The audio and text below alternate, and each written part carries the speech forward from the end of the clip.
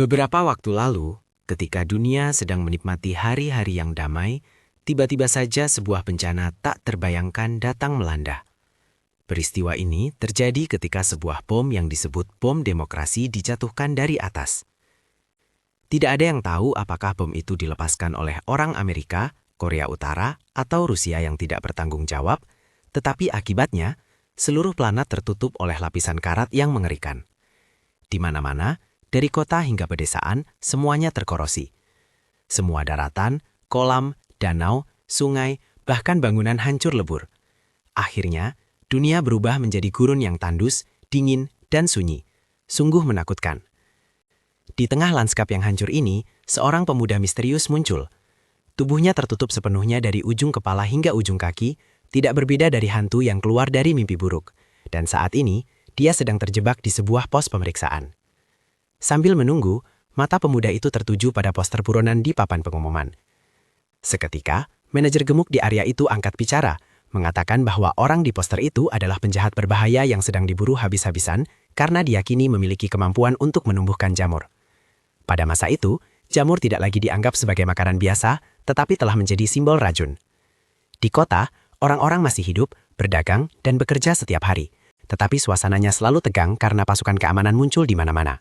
Mereka memeriksa setiap gang, setiap kios, dan siapapun yang menunjukkan tanda-tanda memperdagangkan atau menyimpan jamur akan langsung ditangkap oleh para penjaga. Jamur juga dianggap seperti narkoba. Siapapun yang terlibat diperlakukan sebagai penjahat. Di sebuah rumah bordil di kedalaman kota tua yang berkelip lampu merah, seorang girmo kaya duduk bersandar di kursinya, terus-menerus mengoceh tentang hidupnya yang penuh derita dan kepahitan. Gadis-gadis muda yang duduk di sekelilingnya mencoba berpura-pura mendengarkan. Sesekali mengangguk, kadang-kadang menyela dengan beberapa patah kata untuk menunjukkan empati. Tetapi sebenarnya mereka hanya memikirkan hal-hal sepele, bergosip tentang berbagai topik acak. Di rumah yang sama, di sebuah kamar pribadi, sepasang muda-mudi sedang melakukan sesuatu yang sekilas tampak cukup mencurigakan. Orang mungkin salah paham bahwa mereka sedang terlibat dalam aktivitas gelap yang tidak pantas. Gadis di dalam tiba-tiba berteriak ketakutan, mengatakan itu terlalu besar. Sementara pemuda itu dengan lembut menenangkannya bahwa ukuran besar itu efektif. Ternyata, pikiranmu saja yang kotor, karena mereka tidak sedang melakukan aktivitas mesum, melainkan menyuntikkan dan meracik obat untuk menyembuhkan penyakit. Nama pemuda itu adalah Milo, seorang dokter muda yang penuh semangat dan dipercaya oleh masyarakat. Dia berusaha sekuat tenaga untuk membantu orang-orang yang menderita menyembuhkan penyakit karat yang menggerogoti tubuh mereka sedikit demi sedikit. Tanpa kliniknya sendiri, Milo dengan baik hati dipinjami sebuah sudut di rumah bordil oleh para pelacur yang baik hati untuk dijadikan fasilitas medis sementara. Suatu hari, saat Milo sedang merawat seorang ayah dan anak yang malang, Germo rumah bordil yang duduk di dekatnya menceritakan rumor bahwa mereka yang melindungi jamur sebenarnya adalah biang keladinya. Mereka diam-diam telah menyebarkan karat, menyebabkan dunia menjadi tandus seperti sekarang. Setelah menyelesaikan pekerjaannya, Milo ditawari malam penuh gairah gratis dengan beberapa pelacur oleh sang Germo. Gadis-gadis itu terkikik mendengarnya, menunjukkan kegembiraan. Jika itu orang lain, mereka tentu tidak akan begitu sopan. Tapi Milo hanya tersenyum sopan, menolak. Dia bilang dia memang tampan, tapi tidak semurahan itu. Komentar itu membuat semua orang tertawa terbahak-bahak, membuat mereka semakin menghargainya. Dalam perjalanan pulang, Milo mampir ke toko roti langganannya untuk membeli makanan. Pada saat yang sama, dia diam-diam membeli beberapa jamur dari pemilik toko. Pemiliknya menyerahkan barang itu sambil dengan cemas menginstruksikannya untuk berhati-hati agar tidak ketahuan oleh para penjaga. Jika tidak, seluruh kota akan kacau balau. Hanya Milo yang seorang dokter, orang-orang di sini tidak bisa hidup tanpanya. Pemilik toko menolak menerima pembayaran karena Milo sebelumnya telah merawat putrinya secara gratis. Tapi Milo, sebagai orang yang jujur tetap bersikeras meninggalkan uang, menganggapnya sebagai pertukaran yang adil, lalu pergi. Setelah kembali ke rumah, Milo memberikan roti itu kepada kakaknya. Dia pernah menjadi seorang penjaga, tetapi sekarang telah terjangkit penyakit karat, memaksanya untuk berhenti dari pekerjaannya. Kehidupan kakak beradik itu sebagian besar bergantung pada Milo. Baru saja selesai makan, Milo sudah rajin meracik obat, karena dia telah disponsori mesin formulasi modern yang canggih oleh komite. Kakaknya dengan cemas mengingatkan adiknya untuk sangat berhati-hati dengan Kurokawa, ketua komite distrik. Dia adalah orang yang licik yang tidak pernah memberikan apapun kepada siapapun secara gratis. Terlalu terlibat dengannya tidak akan berakhir dengan baik. Tapi Milo hanya tersenyum, mengatakan dia tidak takut. Dia hanya punya satu tujuan, merumuskan obat untuk penyakit karat demi menyelamatkan kota. Sementara itu, di kantor pos pemeriksaan, pria gemuk itu terus membual tentang buronan misterius yang dicari-cari. Dia membual bahwa pria itu memiliki kemampuan luar biasa, sehingga semua mayat di belakangnya dibawa kembali olehnya. Orang bertopeng yang menemaninya menunjukkan rasa ingin tahu, mendesak dengan pertanyaan tentang barang-barang aneh di dekatnya. Pria gemuk itu menjelaskan bahwa itu semua hanyalah mayat. Tiba-tiba TV di ruangan itu menyiarkan berita terbaru dari luar kota. Jamur raksasa tiba-tiba tumbuh setinggi menara, menyebabkan kakak Milo menjadi gelisah. Milo meminta izin kakaknya untuk keluar mengantarkan obat. Sebelum dia pergi, kakaknya mengingatkannya untuk ekstra waspada. Milo pergi ke toko roti untuk mendapatkan lebih banyak jamur, sesuai rencana. Tetapi tiba-tiba dirampok oleh seorang anak yang mengira itu adalah makanan. Dia segera mengejarnya. Setelah bergegas ke sebuah gang kecil, secara mengejutkan dia disergap oleh anak laki-laki itu. Melihat wajah Milo yang lembut, anak laki-laki itu mengira dia seorang gadis dan menghentikan serangannya. Tetapi secara mengejutkan, Milo menggeram, menegaskan bahwa dia adalah pria sejati. Meskipun begitu, Milo tidak menyalahkannya, malah mengobati luka di mata anak itu, lalu berjanji akan mentraktirnya makan enak lain kali. Tepat setelah anak itu pergi, Kurokawa, ketua komite distrik, tiba-tiba muncul. Dia kembali menggunakan nada persuasifnya, menggoda Milo untuk mengikutinya ke kota besar untuk merawat pasien dengan kondisi yang lebih baik. Milo tetap teguh menolak, karena dia punya banyak pasien di kampung halamannya. Kurokawa tidak menyerah, dia mencoba mendekat, membuat Milo khawatir akan ketahuan membawa tas berisi jamur di tangannya. Tepat di saat yang menegangkan itu, sebuah jamur raksasa tiba-tiba tumbuh tepat di tengah jalan. Perhatian Kurokawa teralihkan dan dia berbalik menuju pos pemeriksaan. Di kantor pos pemeriksaan, pria bertopeng yang menemani petugas gemuk itu menyatakan bahwa mayat-mayat itu adalah para biksu. Dia membawa tanggung jawab untuk mengembalikan mereka ke keluarga masing-masing. Para penjaga untuk sementara waktu mempercayai kata-katanya, tidak memeriksa lebih lanjut, tetapi mereka masih mempertanyakan busur yang dibawanya, karena busur adalah senjata terlarang di kota. Pada saat ini, biksu itu mengungkapkan penampilan aslinya. Rambut merah menyalanya menonjol, dan dengan satu anak panah, dia menyebabkan jamur tumbuh dengan ganas, menghancurkan segala sesuatu di sekitarnya. Saat melarikan diri dari para penjaga, dia tidak sengaja bertemu dengan Milo. Sementara itu, di rumah, kakak Milo telah mengenakan seragam penjaganya, bertekad untuk keluar melindungi kota. Ketika Milo baru saja berlari kembali, mencoba menghentikannya, dia dipukul pingsan oleh kakaknya karena terlalu banyak bicara. Saat dia sadar, kakaknya sudah pergi. Milo tidak punya pilihan selain fokus di laboratoriumnya, meracik obat dari jamur yang baru didapatnya. Saat sedang bekerja, Milo tiba-tiba mendengar suara di belakangnya. Ketika dia berbalik, dia melihat pemuda berambut merah berdiri di sana, bersama seorang pria tua yang terluka parah. Orang ini memperkenalkan dirinya sebagai Bisco, pria yang sedang diburu oleh seluruh dunia karena kecurigaan. Penjaga itu telah meminta orang di depannya untuk membuktikan bahwa dia seorang biksu dengan membacakan sebuah kutipan dari kitab suci. Sebuah permintaan yang tampaknya sederhana, tetapi sebenarnya menempatkannya dalam posisi yang sulit, karena pada saat itu, dia tidak bisa memikirkan kata-kata apapun untuk diucapkan. Keheningan yang menyelimuti mereka membuat situasi semakin tegang. Dia tahu bahwa jika dia menunjukkan satu celah pun, tidak akan ada jalan untuk kembali. Dalam sekejap, dia memilih untuk bertindak. Dia menembakkan panah kuat yang menghancurkan pintu, serpihan kayu meledak, debu mengepul, dan segera setelah itu, kain besar yang menyembunyikan rahasia ditarik ke bawah, memperlihatkan kakek Bisco bersama seekor kepiting raksasa. Semua orang yang menyaksikannya tercengang. Keduanya tidak punya pilihan segera melarikan diri saat suara langkah kaki dan tembakan bergema. Dari kejauhan, tim penjaga kudanil yang membawa senapan mesin besar sedang mengejar dengan panas. Rentetan peluru menancap di tanah, menciptakan lubang-lubang dalam, asap dan debu menutupi seluruh jalan. Bisco dengan cepat melompat ke punggung kepiting, tangannya mencengkram busur dengan erat, terus-menerus menembakkan panah tajam untuk menghadapi setiap kudanil yang mendekat. Akurasi dan kecepatannya mencegah para penjaga untuk mendekat. Pada saat yang sama, kakeknya tidak tinggal diam, tetapi menggunakan jamur khusus dengan kemampuan melompat untuk mendorong mereka berdua langsung ke atas dan melewati tembok kota. Lompatan tak terduga itu menciptakan kekacauan di seluruh kota, membuat para penjaga tidak dapat bereaksi tepat waktu. Setelah mendarat di dalam, Bisco memberi Milo jenis jamur yang tepat yang dibutuhkannya untuk menyiapkan obat guna mengobati luka kakeknya. Saat ini, pria tua itu terluka parah, darah membasahi pakaiannya, napasnya melemah. Milo, dengan indera penciumannya yang tajam seperti anjing pemburu, bisa tahu dari aroma darah bahwa luka pria tua itu sangat serius dan tidak bisa ditangani hanya dengan obat oral biasa. Milo segera memohon untuk melakukan operasi secepatnya, karena waktu untuk pria tua itu hampir habis. Bisco, dengan hati yang gundah, akhirnya mengangguk setuju. Dia memberi Milo waktu tepat 10 menit untuk menyiapkan obat sebelum melanjutkan operasi.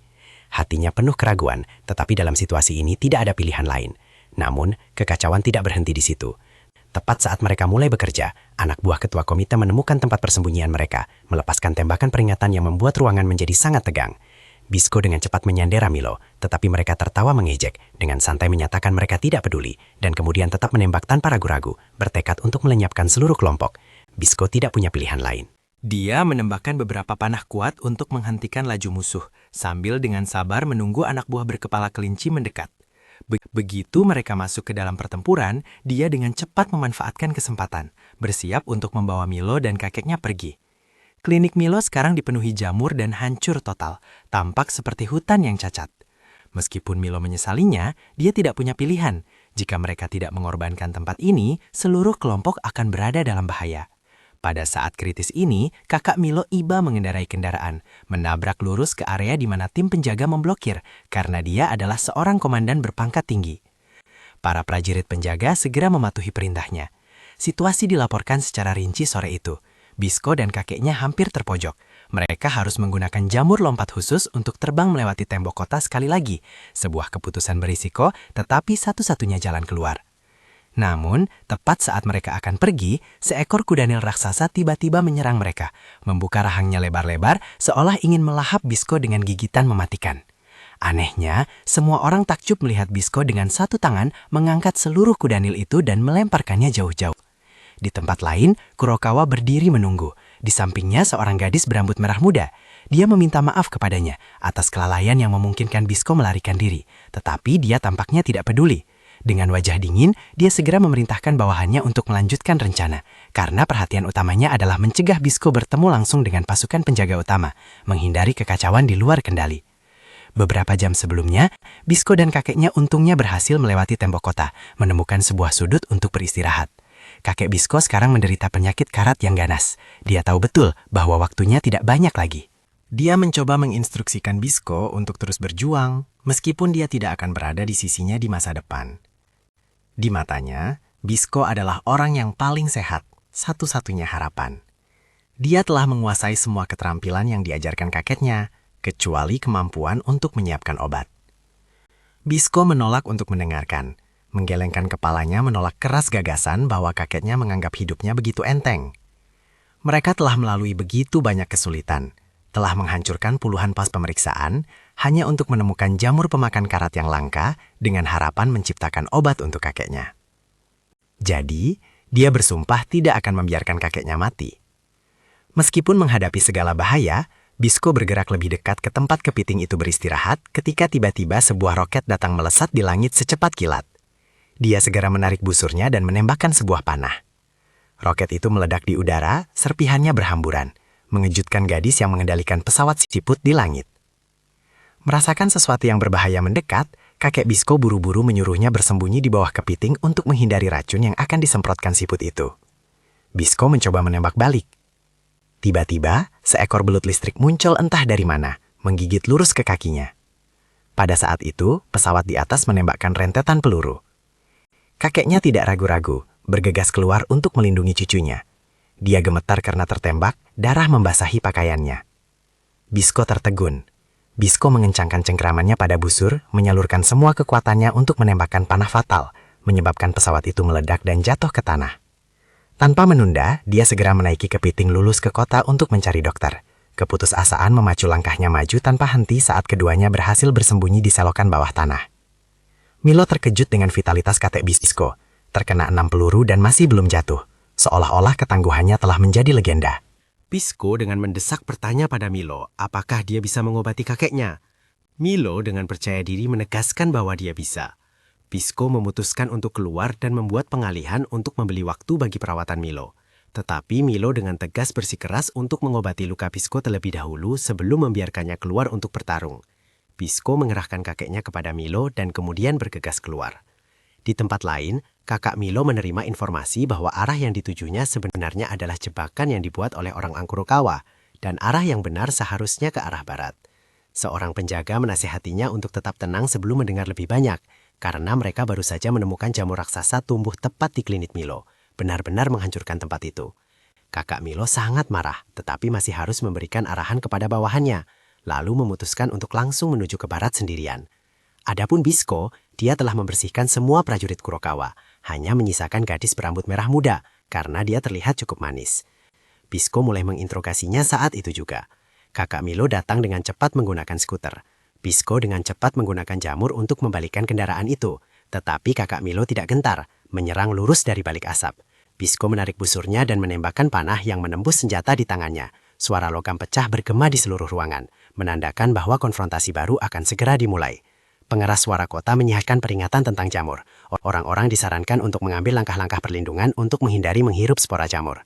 Gadis-gadis di rumah bordil ramai berdiskusi tentang jamur raksasa yang baru saja tumbuh. Setelah hidup selama 2 atau 3 dekada, ini adalah pertama kalinya mereka melihat hal seperti ini. Sang Germo buru-buru mendesak gadis-gadis itu untuk masuk ke dalam untuk menghindari menghirup spora. Tiba-tiba, seseorang dari bawah melaporkan berita buruk bahwa klinik panda baru saja dihancurkan. Berita ini membuat Sang Germo sangat khawatir, karena di klinik itu ada pemuda Milo, seseorang yang selalu dia pedulikan. Sementara itu, di sisi Milo, dia sedang memberikan transfusi darah kepada kakek Bisco. Pria tua itu hampir pingsan karena penyakit karat yang korosif. Berkat darah yang ditransfusikan, pria tua itu perlahan-lahan sadar kembali. Namun, masih ada kenyataan pahit bahwa tubuhnya telah terlalu banyak terkorosi oleh karat. Dia hanya bisa hidup selama 1 bulan lagi sebelum organ-organ vitalnya hancur total. Meskipun begitu, dia tetap tenang. Dia memuji keterampilan Milo, mengatakan pemuda ini memiliki tangan yang terampil, halus dan sabar. Kemudian dia memperkenalkan dirinya sebagai Jabi, guru Bisco. Di luar, pertempuran antara Bisco dan kakak Milo berlangsung sengit. Mereka saling menyerang, melancarkan serangan sengit, suara dentingan logam dan geraman membuat suasana menjadi berat. Meskipun Bisco sedang menyerang, dia terus-menerus menasehati kakak Milo untuk berhenti, karena setiap kali dia menyerang, karat di tubuhnya menyebar lebih luas, yang berarti kematian semakin dekat. Tapi kakak Milo tidak peduli sama sekali, di matanya hanya ada kebencian. Dia sangat yakin bahwa Bisco adalah penyebab munculnya dan menyebarnya karat, dan oleh karena itu dia tidak bisa berhenti. Bisco menjelaskan, mencoba meyakininya, tetapi kemarahan di hati kakak Milo terlalu besar, menghalangi kata-kata itu sampai ke telinganya. Sementara keduanya sibuk bertarung di tempat lain, Jabi memberitahu Milo sebuah kebenaran yang sedikit diketahui orang, bahwa jamur tidak menyebarkan karat seperti yang dipikirkan orang. Sebaliknya, jamur memakan karat untuk bertahan hidup dan tumbuh. Dia lebih lanjut menjelaskan bahwa dunia ini pada dasarnya keras dan kejam. Itulah sebabnya organisme harus berevolusi untuk beradaptasi, dan jamur adalah spesies pertama yang mengembangkan kemampuan khusus ini. Dia menceritakan bahwa sejak lama, orang-orang seperti dia telah mencoba menanam jamur pada bagian tubuh atau benda yang terkena karat, dan seiring waktu, jamur secara bertahap menyerap dan membersihkan karat tersebut. Tetapi karena perubahan terjadi secara perlahan, orang luar hanya melihat jamur tumbuh dari bercak karat, dan dengan tergesa-gesa menyimpulkan bahwa jamur adalah penyebabnya. Kesalahpahaman ini semakin besar, terutama ketika mereka yang melindungi jamur tidak pandai menjelaskan, menyebabkan dunia salah paham dan membenci mereka. Namun, kata-kata tulus Jabi masih belum bisa menggerakkan hati kakak Milo. Dia dengan marah meremparkan kendaraannya ke arah Bisco, membuatnya terlempar jauh. Bisco, sambil menahan sakit, masih mencoba menjelaskan bahwa dia hanya menanam jamur di area berkarat untuk mengobatinya dan tidak pernah menuntut rasa terima kasih dari siapapun. Namun dia disalahpahami, dipukuli, diperlakukan sebagai musuh. Jelas dia kesal, merasa sakit hati, tetapi tetap sabar. Kakak Milo berbeda. Dia hanya ingin tahu tujuan sebenarnya Bisco. Ketika didesak, Bisco terpaksa mengakui bahwa dia dan Jabi sedang mencari jamur pengakan karat yang sangat langka, yang dianggap sebagai obat ajaib yang bisa menyembuhkan karat sampai ke akarnya, dimanapun. Kakak Milo, Pau, mendengar ini menjadi lebih marah, percaya itu semua hanyalah alasan. Tapi Bisco tidak peduli. Dia bahkan dengan gembira membual bahwa dia baru saja menemukan seorang dokter terampil di sini, seseorang yang sangat mirip dengan Pau, membuatnya menebak mereka pasti kerabat sedarah. Pernyataan itu seperti menuang minyak ke dalam api. Pau menjadi murka, dengan panik menyerang untuk menghancurkan seluruh bagian dinding tempat Bisco berdiri. Tapi kali ini Bisco proaktif. Dia menggunakan Milo sendiri untuk memprovokasinya agar menariknya ke dalam perangkapnya.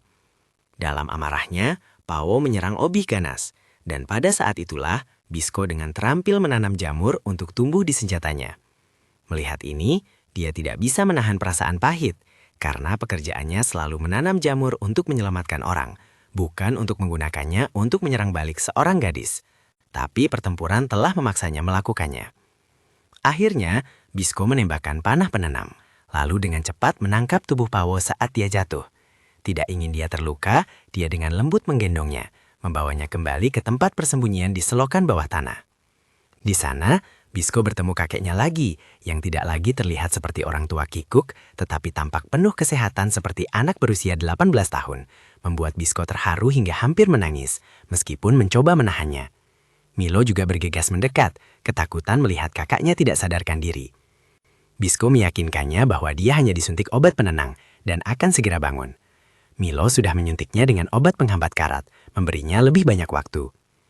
Situasi sekarang semakin mendesak karena penjaga kota akan segera tiba. Jabi memutuskan untuk sukarela tinggal di belakang untuk menghalangi mereka, membeli waktu bagi anak-anak muda untuk melarikan diri. Bisco tidak setuju, mengerti bahwa tanpa kakeknya tidak akan ada orang yang bisa menyiapkan obat. Pada titik ini, Milo tiba-tiba melangkah maju, menegaskan bahwa dia bisa menggantikan, bahwa dia akan belajar dan melakukannya dengan tekad penuh. Bisco menolak, percaya dunia luar terlalu keras untuk orang seperti Milo. Tapi Milo tetap teguh, karena dia tidak hanya ingin mengobati, tetapi juga ingin menemukan obat untuk menyelamatkan anggota keluarganya yang terakhir. Melihat tatapan penuh tekad di matanya, Bisco akhirnya mengangguk setuju untuk membiarkan Milo ikut. Tepat pada saat itu, para penjaga tiba, memaksa Jabi untuk menghalangi jalan mereka. Milo memutuskan untuk meninggalkan kakaknya, meletakkan di sampingnya sebuah tas berisi obat penghambat karat untuk menopang hidupnya. Adegan perpisahan itu penuh dengan emosi yang tertahan, tetapi sebelum sempat berakhir, Bisco sudah menarik Milo pergi dengan paksa karena waktu hampir habis. Mereka bergegas menuju gerbang, tetapi tepat di sana mereka dihentikan. Kelompok penjaga lain mendekat dari belakang, menjebak mereka berdua. Bisco dengan cepat menarik busurnya dan menembakkan panah khusus. Jembatan di depan runtuh, membuat mereka berdua jatuh dari gerbang kota. Pada saat itu, di tengah semua bahaya, hanya tersisa harapan rapuh bahwa mereka akan terus bertahan hidup dan berjalan di jalan berduri di depan. Pada hari pertama di luar, Milo berbicara terus-menerus, mengobrol tanpa henti tentang berbagai hal, membuat Bisco jengkel yang wajahnya selalu cemberut. Milo dengan ceroboh berpikir bahwa mungkin mereka telah tersesat, tetapi Bisco dengan tegas menolak untuk mengakuinya. Harga diri seseorang yang lahir terbiasa mengembara, yang hidup dengan insting bebas di alam, tidak akan mengizinkannya mengakui bahwa dia telah salah arah. Keduanya terus berjalan sampai mereka mencapai tempat dengan alga mengambang di permukaan air. Milo langsung terpesona. Matanya berbinar, dia berhenti untuk melihat dengan penasaran, seolah menemukan sesuatu yang ajaib. Tapi Bisco berbeda, dia kesal dan tidak sabar. Dengan santai melemparkan sesuatu ke wajah Milo, membuatnya kaget, Bisco mengingatkannya bahwa mereka tidak sedang bersenang-senang, bahwa tempat dengan alga ini akan menarik binatang buas di malam hari, dan jika mereka berlama-lama, bahaya bisa datang kapan saja. Keduanya meninggalkan area itu dan melanjutkan perjalanan, tetapi tidak lama kemudian Milo pingsan di jalan. Bisco menghela napas pasrah, lalu kembali dengan 2 ekor bayi kadal di tangannya yang masih bermain, saling menggigit ekor. Bisco memanggangnya untuk dimakan Milo, karena ternyata dia pingsan hanya karena sangat lapar. Setelah makan, Milo kembali waspada. Keduanya mengerti bahwa waktu hampir habis. Karena Jabi hanya bisa hidup selama sebulan lagi, sementara obat yang ditinggalkan Milo untuk kakaknya hanya akan bertahan selama 3 bulan. Menyadari urgensinya, Bisco mengeluarkan sebuah peta, dengan jelas menandai rute mereka, dan mengatakan mereka akan melintasi sebuah tambang batu bara. Milo segera khawatir, karena dia tahu tikus raksasa yang berbahaya sering mendiami tambang batu bara. Tapi Bisco meyakinkannya bahwa dia punya cara untuk menghadapi mereka. Tepat pada saat itu, Bisco menemukan cakar kepiting raksasa yang menonjol dari bawah pasir. Dia bersiul, dan dari bawah pasir tebal, rekan ketiga mereka muncul. Itu adalah kepiting Bisco. Milo tiba-tiba mengerti bahwa alasan mereka awalnya salah jalan adalah karena Bisco sedang mencari kepiting ini, karena sering mengubur dirinya di pasir untuk tidur. Menurut perkiraan, jika mereka menaiki kepiting, hanya butuh 2 hari untuk mencapai tambang, dan tikus-tikus di tambang tidak akan cukup bodoh untuk menyerang makhluk sebesar itu. Tapi baru saja Milo belum duduk dengan benar di punggung kepiting, dia sudah terlempar ke tanah. Bisco hanya mengangkat bahu dan melemparkan pakaian khusus kepada Milo untuk dipakai agar kepiting itu tidak merasa aneh. Namun, kepiting ini tampaknya luar biasa cerdas. Meskipun Milo sudah mengenakan pakaian itu, kepiting itu tetap dengan santai melemparkannya. Milo terpaksa berjalan mengikuti di belakang Bisco dan kepitingnya. Menjelang sore, dia mencoba naik ke punggungnya lagi. Usaha kedua tampak lebih menjanjikan, tetapi dia tetap terlempar. Hal ini terus berlanjut, dengan Milo mencoba lagi dan lagi, berkali-kali, sampai-sampai kepiting itu berputar-putar, membuatnya pusing, melihat segalanya menjadi gelap lalu terang kembali. Keesokan paginya, saat Milo dengan gigih berlatih menunggangi kepiting, Bisco duduk menyiapkan larutan jamur beracun untuk merendam panahnya. Tiba-tiba, seseorang muncul. Milo mengerem mendadak, terlempar ke depan seorang gadis, dan kebetulan itu adalah gadis berambut merah muda yang pernah ditemui Bisco sebelumnya. Dia menatap Milo dengan mata penasaran sekaligus menggoda, memujinya karena memiliki kepiting sebesar itu. Bisco mendengar teriakan itu, berbalik untuk melihat gadis yang sama memanjat punggung kepiting, sementara Milo berpegangan pada capitnya. Bisco segera menggunakan panah yang direndam jamur untuk menembakkan peringatan, matanya penuh ancaman.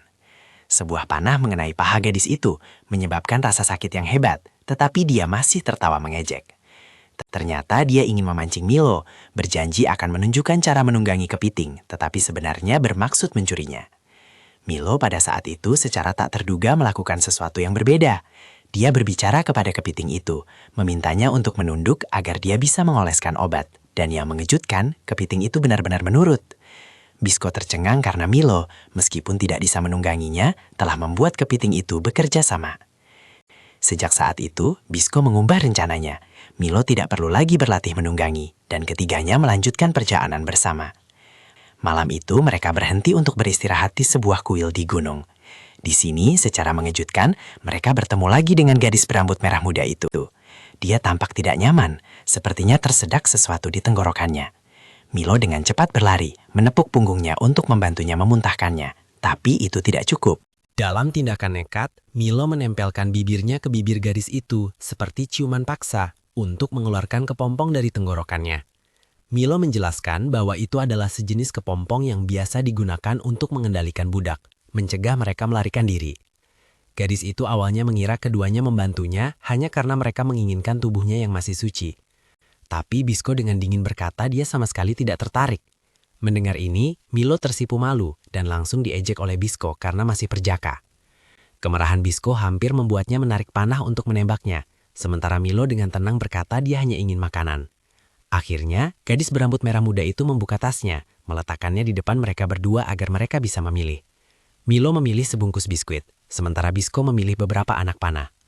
Gadis itu kemudian meminta bayaran, membuat Bisco kesal, tetapi Milo tetap setuju untuk membayar. Dia bahkan dengan senang hati menawarkan Bisco untuk mencicipi biskuit itu, dan keduanya merasa rasanya sangat enak. Namun, ketika menyangkut bensin, dia tidak mau menjualnya, bahkan menuangkannya tepat di depan mereka. Malam itu gempa bumi tiba-tiba terjadi. Bisco terbangun dengan kaget sementara Milo sedang menunggangi kepiting melarikan diri. Bisco menemukan dia sekarang terbaring di punggung serangga raksasa. Milo berteriak bahwa itu adalah benteng hidup. Jika serangga itu menabrak tambang batu bara, seluruh tambang akan meledak.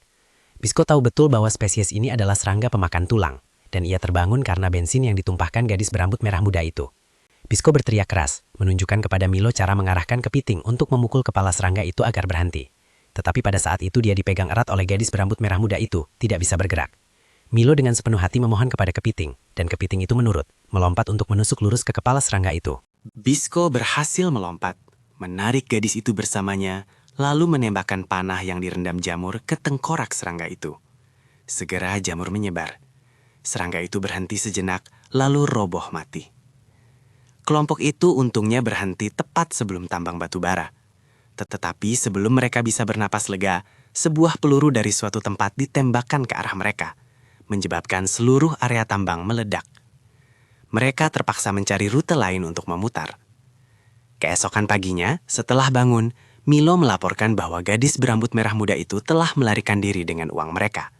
Tetapi setidaknya dia meninggalkan beberapa makanan, menunjukkan bahwa dia masih punya hati nurani.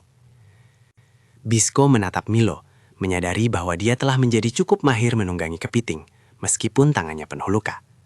Ini membuktikan bahwa Milo telah berlatih dengan sangat rajin. Bisco mengangguk sedikit, menunjukkan kekaguman, dan kemudian mereka berdua melanjutkan perjalanan mereka.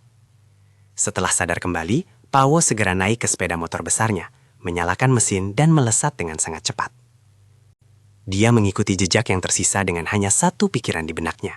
Dia harus menemukan Milo. Sementara itu, Milo dan Bisco berada dalam situasi berbahaya. Keduanya tiba-tiba dikepung oleh sekelompok anak-anak yang membawa senjata dan tongkat, yang semuanya bergegas menyerang seolah-olah mereka telah menyergap mereka selama ini. Anak-anak agresif itu mengira Milo dan Bisco adalah anak buah Kurokawa, jadi mereka terus menyerang. Keduanya harus cepat mengangkat tangan dan mencoba menjelaskan bahwa mereka sama sekali bukan orang-orangnya. Tetapi anak-anak itu tetap bersikeras tidak mau percaya. Milo berkata dia hanya ingin membeli makanan untuk bertahan hidup. Suaranya jelas menunjukkan ketulusan. Tapi anak-anak itu masih skeptis. Mereka melihat pakaian compang-camping, wajah kotor, dan penampilan miskin Milo dan Bisco dan mencibir. Karena di mata mereka, bagaimana mungkin dua orang gembel ini punya uang untuk membeli apapun? Sikap waspada anak-anak itu sama sekali tidak berkurang. Senjata dan tongkat masih menunjuk langsung ke arah mereka. Dalam situasi itu, Bisco dengan enggan mengeluarkan poster boronannya sendiri. Sebuah kertas kusut tetapi dengan jelas mencetak wajahnya dan hadiah yang menarik untuk membuktikan bahwa mereka benar-benar tidak ada hubungannya dengan Kurokawa. Hanya ketika mereka melihat poster boronan itu, anak-anak itu menjadi kurang curiga, setuju untuk tidak menyerang lagi, tetapi mereka tetap tidak akan membiarkan mereka pergi bebas. Tidak lama kemudian Milo dan Bisco digiring, dengan cepat diikat dan dibawa pergi. Bisco tampak cukup tenang, bahkan tersenyum dingin, dan berjanji bahwa dia akan membiarkan mereka menyerahkannya untuk mendapatkan hadiah jika mereka mau, karena dia tidak punya apa-apa lagi untuk dirisaukan. Keduanya dibawa ke tempat penampungan anak-anak, sebuah area yang hancur yang ditutupi secara kasar dengan kayu dan besi tua, lalu dipenjarakan di sebuah ruangan yang lembab. Sementara itu, Pawu kebetulan melewati sebuah kompleks apartemen yang ditinggalkan, sebuah tempat yang penuh dengan mayat-mayat yang berserakan di seluruh koridor dan tangga. Bau kematian yang menyengat membuat udara menjadi menyesakkan di sana. Dia telah tepat waktu turun tangan untuk menyelamatkan sepasang lansia yang diserang oleh laba-laba raksasa. Setelah diselamatkan, pasangan lansia itu sambil terengah-engah menceritakan bahwa mayat-mayat yang berserakan di sekitar adalah korban para bandit, orang-orang yang secara teratur mencegat dan merampok barang dan barang berharga dari para pedagang yang lewat. Sebagai rasa terima kasih, pasangan lansia itu mengundang kakak Milo ke rumah mereka, sebuah rumah kecil yang kumuh tetapi bersih, berjanji untuk membantunya memperbaiki sepeda motornya yang rusak. Selama waktu ini, Milo ditahan bersama seorang gadis kecil yang tampaknya lebih pengertian daripada anak-anak lain. Gadis itu tampak lembut, membawakan makanan untuk Milo dan menasihatinya untuk makan agar kembali kuat. Karena sikap lembut ini, Milo merasa bahwa gadis itu tidak menganggapnya sebagai orang jahat. Sambil berbicara, gadis itu menceritakan kepada Milo tentang kehidupan anak-anak di sana.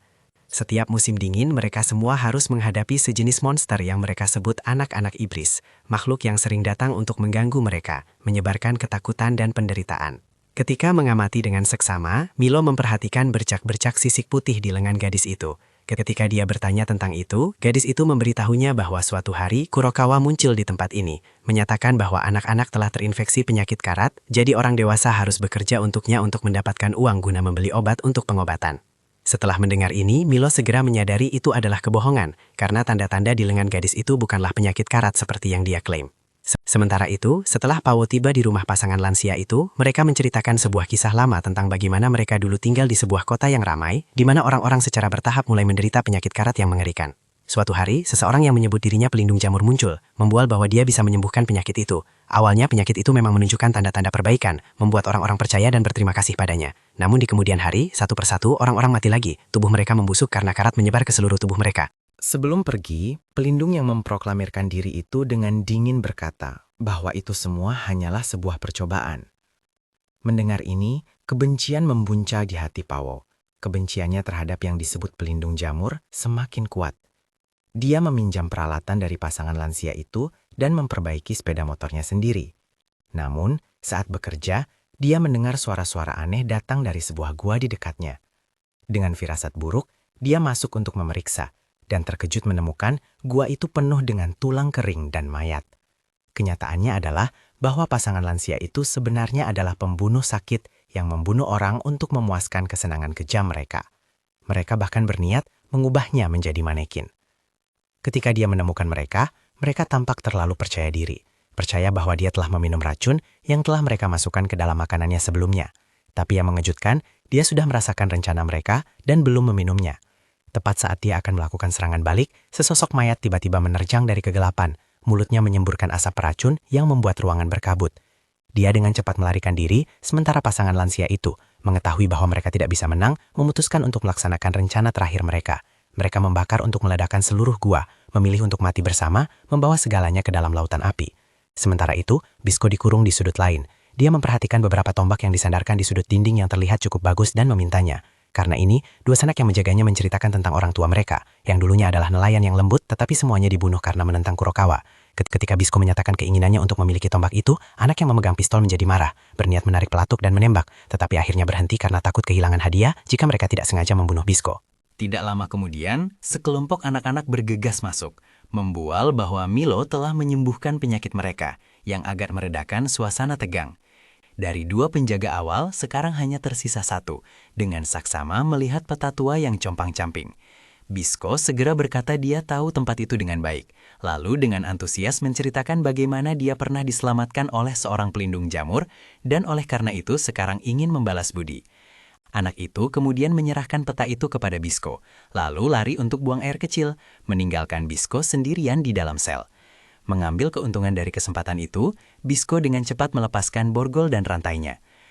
Pada saat yang sama, Milo tidak hanya mengobati penyakit, tetapi juga dengan hati-hati meresapkan obat, menginstruksikan cara menyiapkannya, dan memberikan panduan khusus kepada anak-anak. Berterima kasih padanya, anak-anak itu ingin membalas budinya. Tetapi ketika Milo meminta mereka untuk melepaskan Bisco, pemimpin kelompok dengan tegas menolak, karena dia percaya mereka membutuhkan uang untuk membeli senjata untuk melawan gerombolan ikan buntal sebelum musim dingin tiba. Baru saja kata-kata itu berakhir, gerombolan ikan buntal raksasa tiba mencari makanan. Salah satunya dengan cepat menangkap pemimpin kelompok. Bisco segera bergegas keluar untuk menyelamatkannya. Mengayunkan tombak dengan kuat, membelah ikan buntal menjadi 2 hanya dengan 1 tebasan bersih, meskipun sayang sekali tidak ada nasi untuk membuat rujak ikan. Bisco pun berjanji buat ngebantuin anak-anak itu melewati bahaya, tapi dia jujur ngaku kalau nggak bisa baca. Makanya setiap kali dia menembakkan panah ke peta, si bocah penjaga tadi yang harus ngebacain nama tempatnya buat Bisco.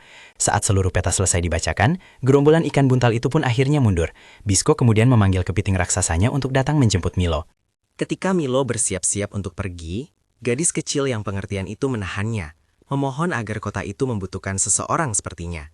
Tapi Milo hanya tersenyum, mengatakan bahwa dia sudah mewariskan cukup banyak pengetahuan medis kepada gadis itu dan percaya dia akan menjadi penggantinya untuk menyembuhkan dan menyelamatkan orang-orang.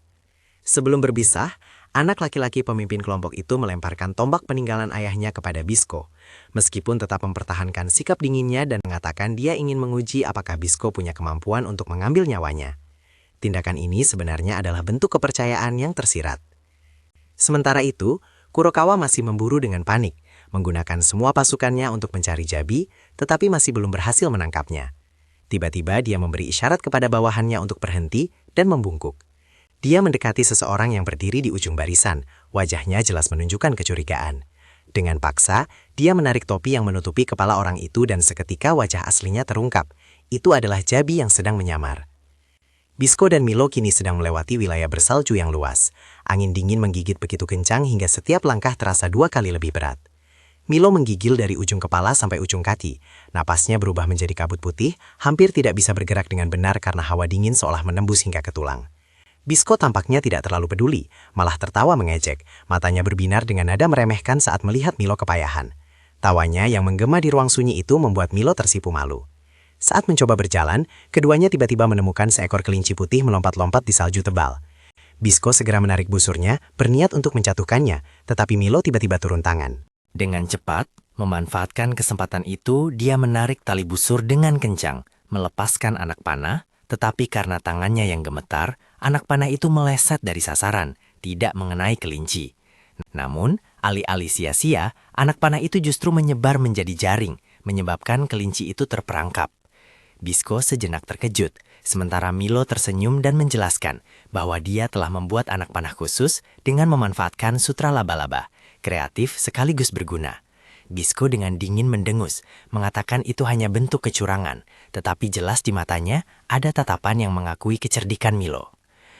Mereka belum berjalan jauh ketika bertemu dengan gadis berambut merah muda dari sebelumnya. Membeku dalam lapisan es tebal, tubuhnya nyaris tidak bisa bergerak. Keduanya dengan cepat membawanya ke sebuah gua kecil di dekatnya untuk menghangatkan diri. Milo bertanya-tanya, bagaimana dia bisa sampai di tempat ini lebih dulu dari mereka. Dan gadis itu menghela napas, menjelaskan bahwa dia telah memperbaiki helikopter tua di kuil, terbang ke sini tetapi sayangnya ditembak jatuh oleh senjata anti pesawat militer. Mendengar ini, Bisco segera melontarkan komentar pahit bahwa itu adalah karma, bahwa mereka yang berbuat baik akan bertemu kebaikan, sementara mereka yang berbuat jahat hanya menunggu balasan. Gadis itu dengan marah membantah, mengklaim dia tidak pernah sengaja menciptakan karma buruk, bahwa itu semua karena takdir yang memaksanya, arus kehidupan mendorongnya dari satu bencana ke bencana lain. Kata-katanya diwarnai keputusasaan.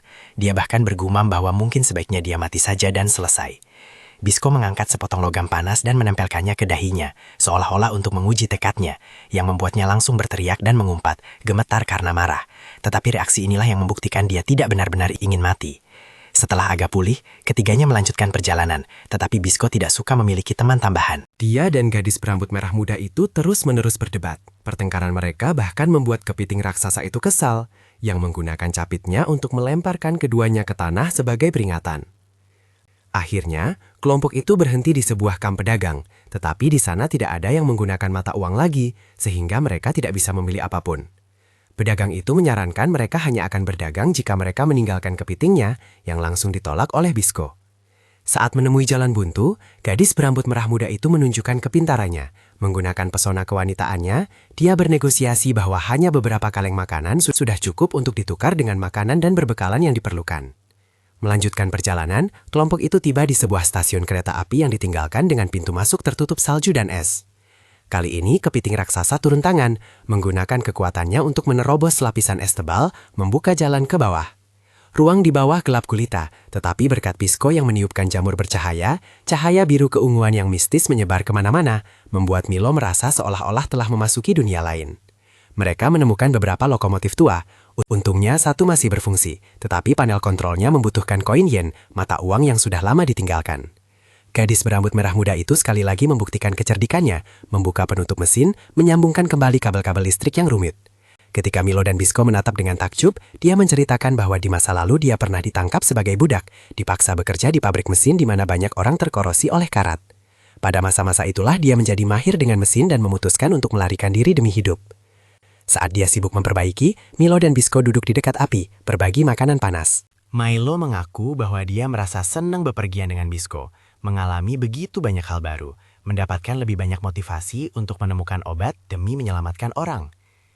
Dia bertanya pada Bisco tentang kakeknya, dan Bisco menjelaskan bahwa meskipun bukan kakek kandungnya, dia adalah satu-satunya keluarganya, juga gurunya, yang mengajarinya segalanya, mulai dari memanah hingga bertahan hidup. Pelajaran-pelajaran keras itu berkali-kali mendorongnya ke jurang antara hidup dan mati, tetapi karena ikatan itulah, Bisco bertekad untuk menyelamatkannya dengan cara apapun. Cerita itu membuat Milo terdiam, lalu dia berbisik bahwa itulah cinta, keterikatan, yang membuat orang menjadi begitu berani. Gadis berambut merah muda itu mendengarnya, wajahnya memerah, antara malu dan bingung, namun diam-diam tersenyum. Akhirnya dia selesai memperbaiki lokomotif. Saat Milo dan Bisco bersiap untuk naik kereta, gadis berambut merah muda itu ragu-ragu, memutuskan untuk tidak ikut karena takut akan bahaya. Mereka tidak memaksanya, hanya menanyakan namanya, tapi dia berhati-hati, takut meninggalkan jejak. Milo berjanji nggak bakal ketawa, yang akhirnya bikin cewek itu ragu-ragu sejenak sebelum pelan-pelan bilang kalau namanya adalah Tirol. Milo tersenyum dan memuji namanya yang indah, sebuah tindakan yang tanpa disangka membuatnya terharu, tepat saat kereta mulai berjalan. Milo berjanji mereka akan bertemu lagi dan menceritakan perjalanan mereka padanya. Tirol ingin berterima kasih karena mereka telah memperlakukannya sebagai teman, tetapi terlalu malu dan menyimpannya sendiri. Namun, kedamaian itu tidak berlangsung lama. Sekawanan gurita raksasa tiba-tiba muncul, menyerang kereta dengan ganas. Bisco segera terjun ke pertempuran, mempercayakan Milo untuk memberikan dukungan. Awalnya Milo canggung, tetapi bersama-sama mereka berhasil mengalahkan yang lebih kecil, sampai gurita raksasa muncul, menjulurkan tentakalnya untuk melilit Bisco dengan erat. Milo memerintahkan kepiting untuk melemparkan mesin ke mulutnya, tetapi tangannya masih gemetar saat membidik. Bisco kemudian berdiri bahu-membahu dengannya, menyesuaikan bidikannya. Keduanya menarik busur bersama. Panah melesat, mengenai mesin, menyebabkan ledakan dahsyat, menghancurkan monster itu. Setelah lolos dari bahaya, kereta melaju ke lembah tujuan. Ini adalah tempat di mana para pelindung jamur pernah menginjakan kaki, juga tempat di mana jenis jamur yang perlu mereka temukan berada. Pemandangan di bawah sana sangat indah. Tiba-tiba mereka melihat seekor burung raksasa membawa gurita terbang melintasi langit. Tapi tepat setelah itu, seekor ular raksasa muncul, menelan kedua hewan itu utuh. Menyadari bahwa itu adalah spesies ular yang membawa jamur pemakan karat, Bisco segera berayun dengan tali untuk menyerang. Tetapi semua serangannya tidak efektif.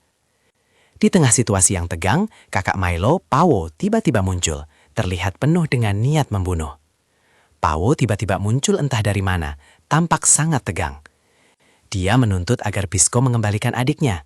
Tapi Bisco dengan tenang menjawab bahwa Milo secara sukarela mengikutinya, bahwa dia ingin menyelamatkan kakaknya dengan kekuatannya sendiri dan tidak dipaksa.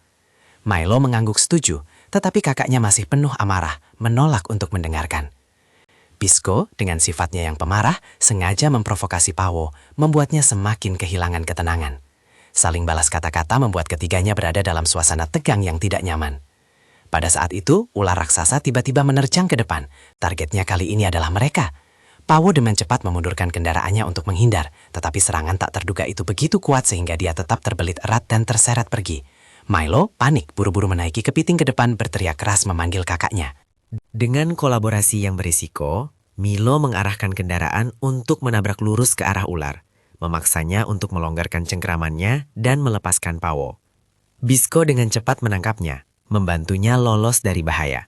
Tetapi, tepat saat keduanya melompat ke tanah, ular itu tiba-tiba melilit cakar kepiting, mencengkeramnya dengan erat dan tidak mau melepaskannya. Bisco tegang, terus-menerus menarik busurnya dan menembakkan panah. Tetapi ular itu tampaknya tidak terluka. Milo kemudian berteriak, memohon Bisco untuk mempercayainya. Dia menarik tali busur dengan kencang, membidik dengan hati-hati dan menembakkan panah lurus, mengenai titik lemah, memotong cakar kepiting yang sedang dicengkram erat.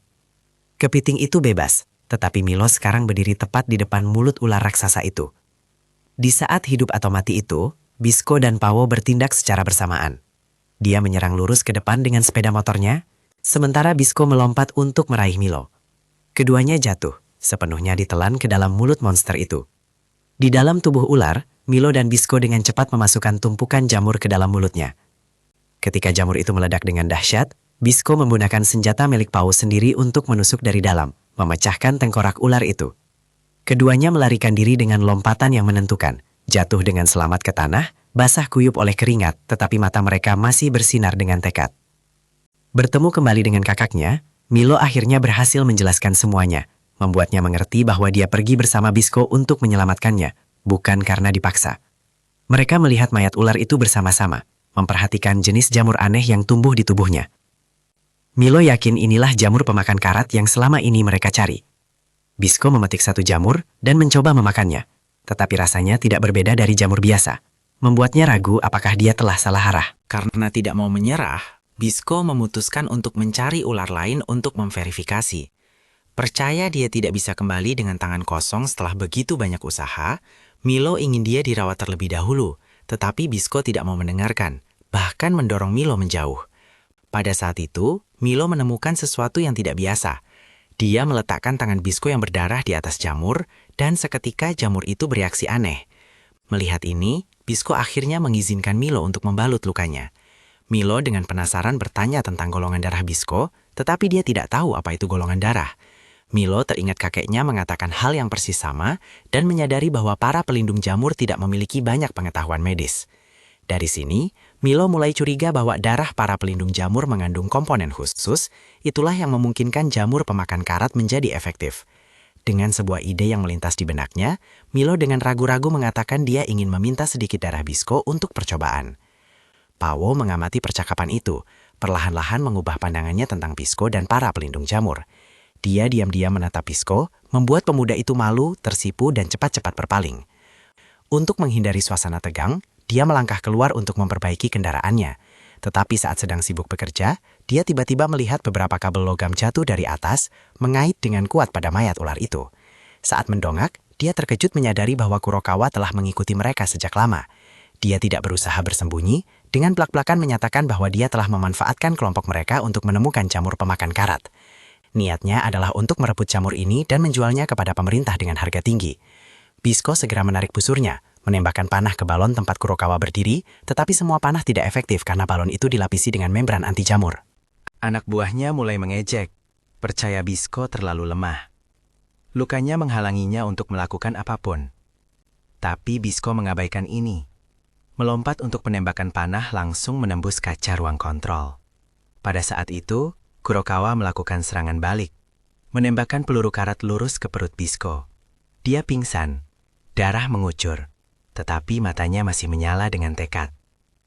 Setelah mendapatkan apa yang diinginkannya, Kurokawa dengan cepat memerintahkan mundur, meninggalkan segalanya.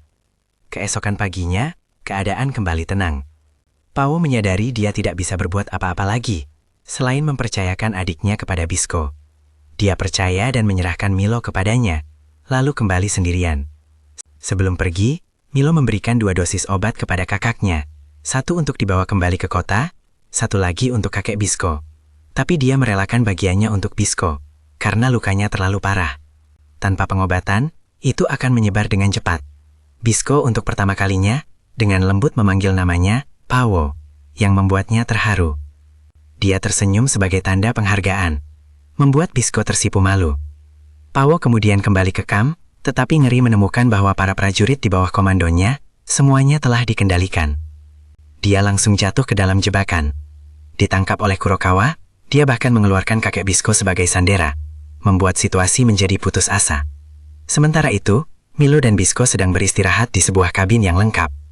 Alih-alih beristirahat, Bisco malah sibuk bermain dengan kepiting, mengabaikan lukanya sendiri, bahkan melimpahkan semua tugas kepada Milo. Milo marah sekaligus khawatir, memasak sambil menggerutu kesal. Pada saat itu, siaran berita Kurokawa di TV membuat wajah Milo pucat pasi. Ketika Bisco kembali, Milo mencoba tampak tenang, tetapi matanya tidak bisa menyembunyikan kegelisahannya. Bisco menyadari ada yang aneh, mencicipi makanan yang baru saja dimasak Milo, dan langsung menemukan ada obat tidur di dalamnya. Dia curiga Milo menyembunyikan sesuatu darinya. Kemudian dia menebak bahwa Pao dalam bahaya. Bisco menegaskan dia tahu di mana Pao ditahan dan ingin segera pergi menyelamatkannya. Tetapi Milo menghentikannya, mengatakan bahwa dengan kondisi lukanya yang parah, Bisco tidak bisa mengambil resiko. Bisco mengabaikannya, yang menyebabkan pertengkaran sengit di antara keduanya. Milo bahkan mengangkat busur dan anak panah untuk mengancam Bisco. Milo tercekat, mengatakan dia tidak bisa membiarkan Bisco mengambil resiko hanya karena mereka teman dekat, bahwa semua tanggung jawab tidak bisa diletakkan di pundak satu orang. Akhirnya, Milo diam-diam mengeluarkan data yang telah dia siapkan sebelumnya dan penawarnya. Matanya penuh tekad, siap menghadapi tantangan bersama temannya. Tetapi dia dengan cepat dijatuhkan oleh Bisco. Bisco merasa dia agak terlalu keras. Bagaimanapun, Milo adalah rekannya. Dalam sekejap kehilangan fokus, Bisco disuntik dengan 1 dosis oleh Milo. Kemudian dia tertidur. Setelah dengan hati-hati menidurkan temannya dan menyelimutinya, Milo berangkat sendirian. Dia bertekad untuk menyelamatkan kakaknya dan Jabi.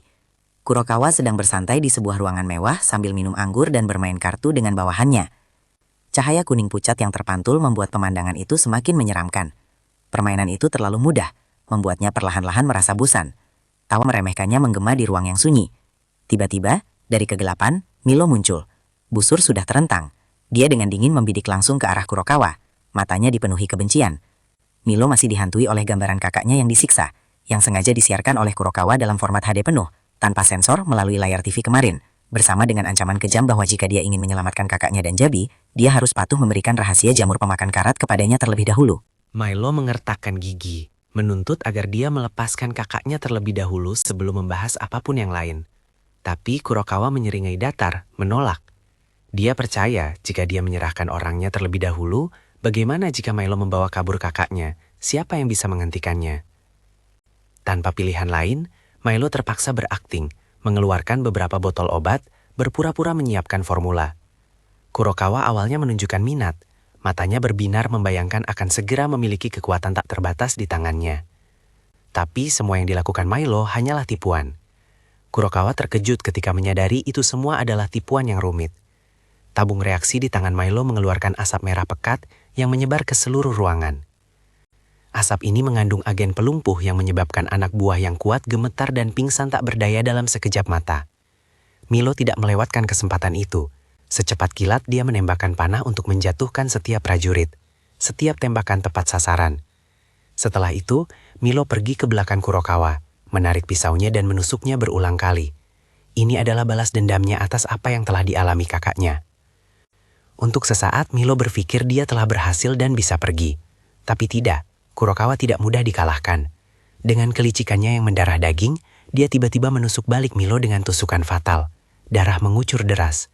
Milo menunduk tak percaya, menyadari dia telah diserang balik. Tidak berhenti di situ, dia juga menggunakan panah khusus untuk menembak Milo. Panah itu mengandung racun yang secara bertahap mengambil alih kendali tubuh Milo, membuatnya hampir kehilangan kendali atas dirinya sendiri. Kurokawa tersenyum jahat, mengungkapkan rahasia yang mengejutkan, bahwa dia pernah menjadi seorang pelindung jamur. Jadi dia mengerti cara kerja mereka. Dengan formula jamur pemakan karat di tangan, dia akan menjadi yang terkuat, paling berkuasa, jauh melampaui yang lain. Dia memerintahkan Milo untuk mengungkapkan rahasia itu, atau dia akan mengubahnya menjadi boneka seperti prajurit-prajurit tak berjiwa itu. Milo mengertakkan gigi, mengabaikan ancaman itu, sama sekali menolak untuk memberitahu. Kurokawa menjadi lebih marah, bersiap untuk menambahkan panah lain. Tiba-tiba, dari kejauhan, Bisco muncul secara tak terduga. Jabi pada saat ini juga telah berpura-pura bodoh untuk mencari kesempatan saat di penjara. Dia dengan cerdik menggunakan tikus, membuat larutan pembobol kunci, membuka jalan keluar. Kurokawa merasa getir, mengarahkan panahnya ke mulut Bisco, terus mengejek. Bisco masih memprovokasi balik, memaksa Kurokawa untuk mengungkapkan kebenaran bahwa dialah yang telah menyebarkan rumor bahwa pelindung jamur menyebarkan karat untuk memecah belah hati orang-orang. Tepat saat Kurokawa hendak menarik pelatuk, lengannya yang memegang panah hancur oleh tembakan Bisco. Namun Milo sekarang benar-benar kehilangan kendali, secara tidak sengaja menembak balik, menyebabkan Bisco terluka. Kurokawa mengambil kesempatan untuk memaksa Milo memilih. Dia hanya bisa memilih antara mengungkapkan rahasia atau membunuh teman seperjalanannya dengan tangannya sendiri. Dalam situasi putus asa ini, Milo akhirnya harus mengungkapkan rahasia yang terletak pada darah para pelindung jamur. Tapi Kurokawa adalah penipu sejati. Begitu dia tahu kebenarannya, dia langsung menunjukkan warna aslinya, memerintahkan Milo untuk membunuh Bisco. Panah mematikan itu melesat, tetapi pada saat itu juga, Bisco mempertaruhkan nyawanya untuk menangkapnya dengan mulutnya dan menembakkannya kembali. Panah itu menembus lurus mata Kurokawa, membuatnya berteriak. Tepat setelah itu, jamur tumbuh subur di tubuhnya, menyebar kemana-mana, memaksanya membenturkan kepalanya ke langit-langit dengan panik. Ternyata itu semua karena Jabi, guru lama Bisco, yang telah bertindak dari bayang-bayang. Dia telah mengaktifkan jamur untuk mengendalikan. Kurokawa kemudian dengan cepat menyelamatkan Milo dan Bisco keluar. Sebelum pergi, dia menginstruksikan keduanya untuk berlari cepat, sementara dia sekali lagi tinggal di belakang untuk menahan para prajurit. Meskipun Bisco keberatan, Jabi tetap teguh, memutuskan untuk tinggal, menembakkan panah dan menabur jamur, menyebabkan para prajurit yang menyerang balik tenggelam dalam euforia akibat obat, tidak dapat melawan secara efektif. Setelah melarikan diri keluar, Milo mulai pingsan saat racun karat menyebar dengan cepat di seluruh tubuhnya. Melihat temannya terengah-engah, Bisco berlutut. Perasaan tak berdaya dan sakit merobek hatinya. Pada saat itu, kepiting raksasa yang setia bergegas mendekat, menyapu sisa-sisa prajurit melindungi mereka berdua. Meskipun dirinya sendiri terluka parah, Milo masih memegang tangan Bisco. Suaranya yang gemetar menginstruksikan Bisco untuk tidak membiarkan kematiannya sia-sia. Bisco, dalam kesakitan, hanya bisa pingsan di samping temannya. Milo terbangun dalam keadaan kabur. Dalam mimpi singkat, dia melihat dirinya bertemu kembali dengan semua orang. Kakaknya, kakeknya, dan teman-temannya. Sebuah pesta kecil yang hangat dan penuh tawa. Tetapi gambaran itu semakin menjauh, perlahan memudar seolah larut dalam kabut. Milo terbangun dengan kaget, nafasnya cepat, keringat membasahi dahinya. Seluruh tubuhnya sekarang diperban dengan erat. Setiap lilitan putih begitu kencang sehingga bahkan gerakan sedikit pun terasa sangat sakit. Matanya ditutup oleh perban tebal, membuatnya merasa bingung, seolah-olah dia telah jatuh ke dalam kegelapan selamanya. Pikiran bahwa dia mungkin menjadi orang buta, seperti seorang biksu gelombang suara tanpa jejak kaki, melintas di benaknya, membuat Milo gemetar ketakutan, membayangkan kehidupan yang berjuang selamanya dalam kegelapan. Di sampingnya, Bisco duduk di sana, termenung, tetapi dengan suara tenang meyakinkan Milo untuk tidak terlalu khawatir. Dia bilang dia telah mendapatkan jamur berharga dari Pawo dan sedang meneliti untuk menyiapkan obat berdasarkan formula yang Milo tinggalkan sendiri. Milo buru-buru bertanya apakah Bisco sudah mencobanya pada dirinya sendiri, berharap dirinya sendiri akan menjadi kelinci percobaan pertama. Tapi Bisco hanya tersenyum, menjawab bahwa dia sudah menjadi kelinci percobaan untuk obat itu, sampai bosan. Kenyataannya, Bisco sengaja menutup mata Milo untuk menyembunyikan kebenaran bahwa penyakit karat masih ada di tubuhnya, belum hilang sama sekali. Milo terdiam, merasa bersalah karena sifat impulsif dan pemarahnya telah menempatkan mereka berdua dalam situasi ini. Tapi Bisco dengan lembut menyarankan bahwa mereka belum tentu kalah, karena bagaimanapun juga mereka telah berhasil menyelamatkan Jabi dan Pawo. Dia menghibur Milo bahwa hasil seperti itu sudah lebih dari cukup untuk sebuah harapan. Tapi Milo masih belum senang. Dia menghela napas dan kemudian tiba-tiba dengan nakal menyarankan agar Bisco mencoba berkencan dengan kakaknya. Bisco terlonjak, wajahnya memerah karena takut. Langsung teringat adegan di mana dia hampir dipukul di kepala dengan batang besi oleh kakak Milo. Pikiran untuk berkencan dengan wanita tangguh itu membuatnya tidak berani membayangkan lebih jauh. Milo tertawa bertahak-bahak, lalu dengan lembut berkata bahwa kakaknya sebenarnya sangat mirip dengan Bisco. Meskipun kuat di luar, dia sensitif di dalam, dan tidak pernah punya pengalaman dalam hal asmara. Bukan hanya itu, kakaknya juga salah satu wanita tercantik di kota. Mendengar ini, Bisco tidak tahu bagaimana harus bereaksi, hanya bergumam dan menggaruk kepalanya.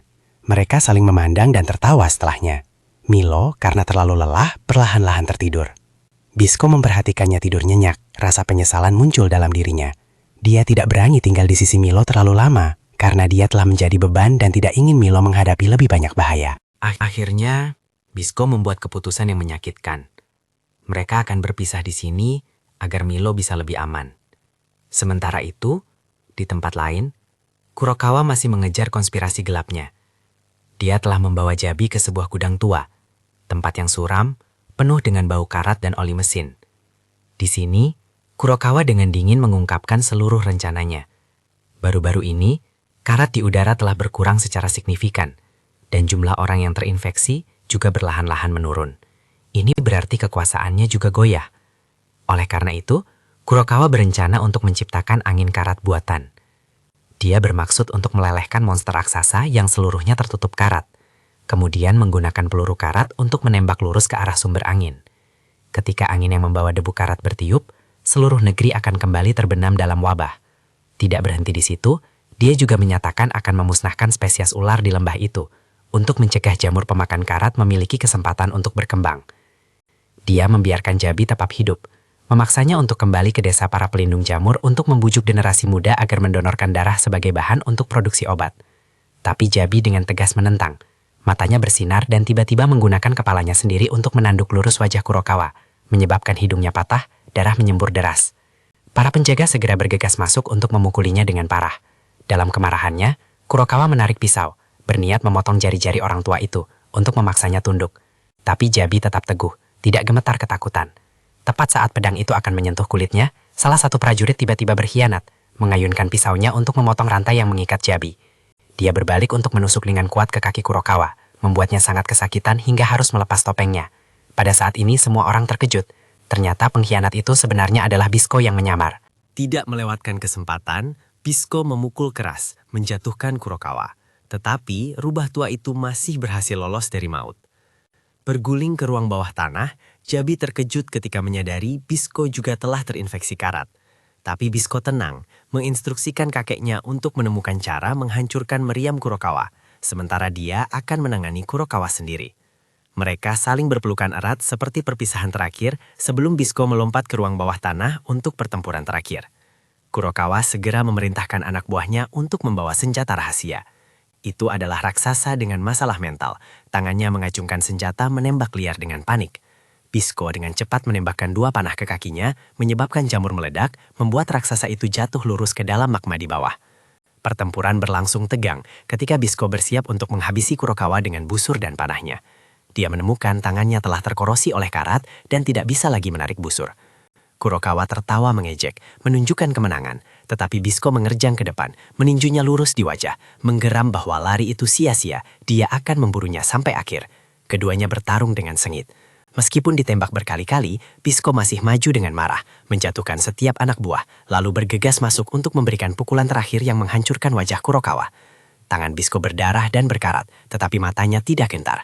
Kurokawa buru-buru mengisi ulang amunisi, bersiap untuk menghabisinya. Ketika Milo tiba-tiba muncul, dia menembakkan panah yang akurat, menjatuhkan lengan palsu Kurokawa. Bisco melihat kesempatan untuk menggigit langsung lehernya, lalu menancapkannya ke dalam karat cair. Jeritan Kurokawa bergema, lalu dengan cepat tenggelam dalam aliran magma merah terang. Pertempuran berakhir. Milo berdiri di dekatnya, air mata dan ingus mengalir, mencela Bisco mengapa dia mempertaruhkan dirinya sendirian. Dia teringat janji yang pernah mereka sumpahkan. Tapi Bisco hanya menyerahkan busurnya kepada Milo, mengatakan bahwa jiwanya akan ada di dalamnya, bahkan ketika tubuhnya telah dilahap oleh karat. Dia meminta Milo untuk menjadi orang yang mengakhiri hidupnya daripada membiarkan karat merenggut martabat ini. Milo gemetar, tangannya mencengkram erat tali busur, air mata mengalir deras. Di saat kesakitan yang luar biasa itu, dia terpaksa memenuhi keinginan terakhir. Panah meninggalkan busur, membelah angin untuk menancap lurus di dada Bisco. Tubuhnya perlahan tenggelam ke dalam magma, tetapi di bibirnya masih terukir senyum lega. Milo berlutut, menangis putus asa karena temannya, rekan tersayangnya, telah pergi selamanya. Lalu mulutnya mulai bergumam bahwa dia mencintai Bisco. Jabi dan Tawo sekarang berhadapan langsung dengan sekelompok simpanse raksasa, hewan-hewan yang telah berubah bentuk hingga hampir tidak mempertahankan bentuk asli primata. Geraman serak mereka menggema di seluruh area pabrik, membuat ruang yang sudah kacau dengan suara logam pecah dan mesin menjerit menjadi semakin tegang. Setiap langkah monster buas itu yang menginjak tanah retak bagaikan ancaman, menandakan kegilaan yang mendekat di belakang mereka. Pabrik raksasa Kurokawa juga jatuh ke dalam keadaan tidak terkendali. Pipa-pipa bergetar hebat, panas mengepul tebal dan suara alarm terus berbunyi. Meriam berbentuk gajah yang diletakkan di tengah pabrik kini mulai bersinar. Mekanisme internalnya secara paksa memuat energi untuk bersiap menembakkan amunisi karat mematikan yang mengancam seluruh area sekitarnya. Jabi mengenali bahaya yang akan datang. Dia dengan mendesak berkata mereka harus segera menghentikan meriam ini, jika tidak semua orang di sini tidak akan punya kesempatan untuk bertahan hidup. Di saat yang tegang itu, Pau tiba-tiba melancarkan serangan kuat, seketika menjatuhkan monyet raksasa yang sedang menerjang ke depan. Dengan gerakan yang menentukan, dia menyambar tubuh beratnya dan melemparkannya lurus ke meriam berbentuk gajah. Benturan yang sangat kuat itu menyebabkan seluruh gajah mekanik raksasa itu terhuyung-huyung, bergetar hebat, lalu roboh. Seluruh proses penembakan terpaksa berhenti. Jabi, yang kini berusia 70 tahun, tidak bisa menahan rasa takjub saat melihat ini. Matanya mencerminkan keterkejutan bercampur kekaguman, bersama dengan sedikit kelegaan, melihat bahaya untuk sementara waktu terhenti. Namun, sebelum mereka bisa bernafas lega, seluruh pabrik mulai bergetar lebih hebat. Ledakan berturut-turut terdengar dari dalam. Api merah terang menyembur keluar melalui celah-celah, menandakan seluruh struktur akan segera meledak dengan dahsyat. Pau tidak punya waktu untuk berpikir banyak. Dia segera bergegas ke lautan api dan debu untuk mencari Bisco. Jantungnya berdebar kencang setiap langkah lari, membawa harapan rapuh bahwa dia masih hidup di suatu tempat di tengah kekacauan. Namun, ketika dia tiba, yang dia lihat hanyalah Milo. Keduanya dengan cepat saling menopang untuk lari keluar, nyaris lolos dari pabrik yang runtuh dalam bagian-bagian besar di belakang mereka. Mereka bertemu kembali dengan Jabi di luar, yang, begitu melihat kedua kakak beradik itu, langsung bertanya tentang keberadaan Bisco. Milo sedikit menundukkan kepalanya, suaranya bergetar saat menjawab bahwa Bisco sekarang akan selamanya ada di hatinya. Pernyataan singkat namun berat itu membuat Jabi dan Pau langsung mengerti apa yang telah terjadi. Mereka tidak membutuhkan penjelasan lebih lanjut. Hanya mata sedih dan suara tercekat Milo sudah cukup untuk membuat keduanya terdiam. Pau mengencangkan tangannya menjadi kepalan, matanya memerah tetapi tidak bisa menangis. Sementara Jabi dengan lembut menutup matanya, menghela nafas dalam-dalam seolah menelan semua rasa sakit di dalam. Suasana di sekitar mereka tiba-tiba menjadi berat, seolah semua warna telah terkuras, hanya menyisakan kehilangan yang pahit. Menjelang sore itu, ketika debu perlahan-lahan mulai mereda, tim militer dan penyelamat akhirnya tiba. Mereka segera mengerahkan pekerjaan mereka, membersihkan medan perang yang berserakan dengan mayat monster dan sisa-sisa dari ledakan mengerikan pabrik. Milo berdiri diam di depan abu. Matanya mengikuti kolom asap hitam yang masih naik terus-menerus. Di dalam dirinya muncul perasaan hampa, menyakitkan sekaligus penuh tekad. Seolah-olah kenangan akan Bisco kini akan selamanya menjadi api pemandu baginya untuk melangkah maju. Tiba-tiba, dari reruntuhan, seorang manusia besi raksasa secara tak terduga bangkit. Manusia besi ini mengunci targetnya, yaitu untuk menembakkan peluru ke lembah anak-anak menangis. Lembah ini juga merupakan tempat di mana jamur pemakan karat ada, jadi bisa dipahami bahwa manusia besi ini ingin memusnahkan jamur pemakan karat. Terlihat tidak asing, Milo langsung menebak bahwa manusia besi ini sebenarnya adalah Kurokawa yang dulu. Tentara mencoba menembak balik, tetapi tidak berhasil. Hanya dengan beberapa semburan api dan beberapa langkah, manusia besi itu berhasil membersihkan tank-tank yang menghalangi jalannya. Kemudian manusia besi itu mulai mengubah arah menuju kota-kota besar. Kepiting Bisco telah terkubur jauh di bawah pasir. Melihat Milo khawatir, Jabi mengatakan bahwa kepiting ini memiliki kemampuan untuk menahan karat, jadi Milo tidak perlu khawatir. Milo telah disuntik dengan obat anti karat, jadi dia sukarela pergi untuk menghentikan manusia besi itu. Jabi dan Pawo tetap di belakang, mereka akan menyusulnya nanti. Gadis berambut merah muda itu pergi ke tempat Pawo diculik sebelumnya, ketika tiba-tiba dia bertemu dengan beberapa prajurit penjaga yang baru saja lolos dari kendali jamur. Mereka saling memandang tidak mengerti apa yang sedang terjadi, ketika tiba-tiba pesawat militer datang. Pesawat itu datang untuk mencari material untuk pertempuran yang akan datang dengan manusia besi. Mereka mengatakan Bisco telah tewas di dalam magma, membuat garis itu sangat terkejut. Manusia besi melewati daerah itu. Tentara telah melengkapi senjata lengkap untuk melawannya, tetapi sekeras apapun mereka mencoba, itu sia-sia. Manusia besi itu hampir tidak terluka. Dia hanya perlu menyapukan pandangan dinginnya ke arah tentara, memilih target, lalu memuntahkan karat mematikan. Setelah momen itu, satu peleton menghilang, larut dalam jeritan teror. Para penjaga di dekatnya juga ingin bergegas masuk untuk membantu, tetapi mereka jatuh ke dalam keadaan ragu-ragu. Tidak ada yang berani mengambil keputusan. Semua orang ingin menunggu instruksi dari Pawo.